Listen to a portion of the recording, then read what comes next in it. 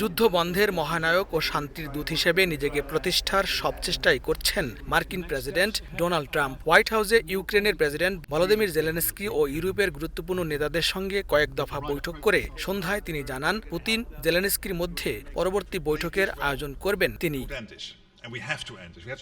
নিজের ট্রুথ সোশ্যালে দেয়া এক পোস্টে ট্রাম্প জানান, বিষয়টি নিয়ে হোয়াইট হাউসে বৈঠক চলাকালীন সময়ই তিনি টেলিফোনে পুতিনের সঙ্গে কথা বলেছেন। তবে কবে, কোথায় এ বৈঠক অনুষ্ঠিত হবে সে বিষয়ে বিস্তারিত কিছুই জানাননি ট্রাম্প। তিনি বলেন, ওই বৈঠকের পর একটি ত্রিপক্ষীয় বৈঠক হবে, যেখানে পুতিন জেলেনস্কির সাথে থাকবেন ডোনাল্ড ট্রাম্প। প্রায় 4 বছর ধরে চলা যুদ্ধ বন্ধে এবার প্রয়োজনীয় পদক্ষেপ নেওয়া হচ্ছে।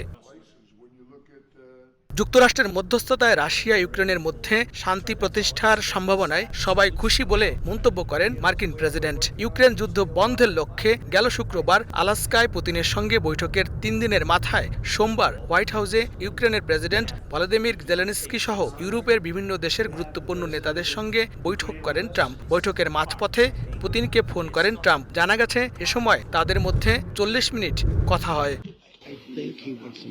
লস্কর আল মামুন, সময় সংবাদ, যুক্তরাষ্ট্র।